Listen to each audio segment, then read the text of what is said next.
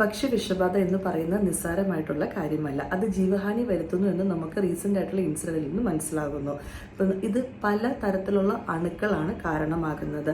Bacteria, virus, parasites എന്നിവ വെള്ളത്തിലും ഭക്ഷണത്തിലും കലരുന്നതിനെ തുടർന്ന് ആ അണുക്കൾ ശരീരത്തിലെത്തുകയും രോഗം ഉണ്ടാക്കുകയും ചെയ്യുന്നു. നമ്മുടെ കുടലെന്ന് പറയുന്നത് ഭയങ്കര സെൻസിറ്റീവാണ്. ഈ കുടലിൻ്റെ അകത്ത് അണുബാധ ഉണ്ടാകുന്നത് ശരീരത്തിലേക്ക് പടരുകയും അത് സെപ്സിസ് എന്ന് പറയുന്ന ശരീരത്തിൻ്റെ വിവിധ ഭാഗത്തിലേക്ക് സ്പ്രെഡ് ആകുകയും രോഗലക്ഷണങ്ങൾ പുറത്തേക്ക് വരികയും ചെയ്യുന്നു. പ്രോപ്പറായിട്ട് പാകം ചെയ്യാത്ത ഭക്ഷണം, പ്രത്യേകിച്ച് ഇറച്ചി, മീന്, മുട്ട, വെള്ളം നല്ല സ്റ്റെറൈൽ അല്ലാത്ത വെള്ളം ഉപയോഗിക്കുന്നത് വഴിയൊക്കെയാണ് അണുബാധ ഉണ്ടാകുന്നത്. പലതരത്തിൽ പല രീതിയിലാണ് രോഗലക്ഷണങ്ങൾ ഉണ്ടാവുക.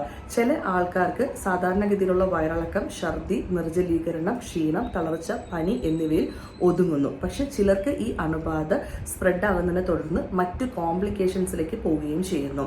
സാധാരണഗതിയിൽ ചെറിയ രീതിയിലുള്ള അണുബാധയാണെങ്കിൽ റെസ്റ്റും ഹൈഡ്രേഷനും കൊണ്ട് മാറുന്നതാണെങ്കിൽ കോംപ്ലിക്കേഷൻസിലേക്ക് പോകുമ്പോൾ ചിലപ്പം ആന്റിബയോട്ടിക്സും ഹോസ്പിറ്റലൈസേഷൻ ഉൾപ്പെടെയുള്ള കാര്യങ്ങൾ വേണ്ടി വരുന്നു. അണുബാധ സ്പ്രെഡ് ആകുന്നതിനെ തുടർന്നാണ് മരണം സംഭവിക്കുക വരെ ചെയ്യുന്നത്. ഇത് സിമ്പിളും ആയിട്ടുള്ളൊരു കാര്യമല്ല, നിസ്സാരമായിട്ട് തള്ളരുത്. നമ്മൾ പുറമേ നിന്ന് ഭക്ഷണം കഴിക്കുന്നത് കൊണ്ട് മാത്രമല്ല അണുബാധ ഉണ്ടാകുന്നത്. നമ്മുടെ വീടുകളിലും ശ്രദ്ധയും ജാഗ്രതയും വേണ്ടതാണ്. എന്തൊക്കെ ശ്രദ്ധിക്കണമെന്ന് പാർട്ട് 2 പറയുന്നതാണ്.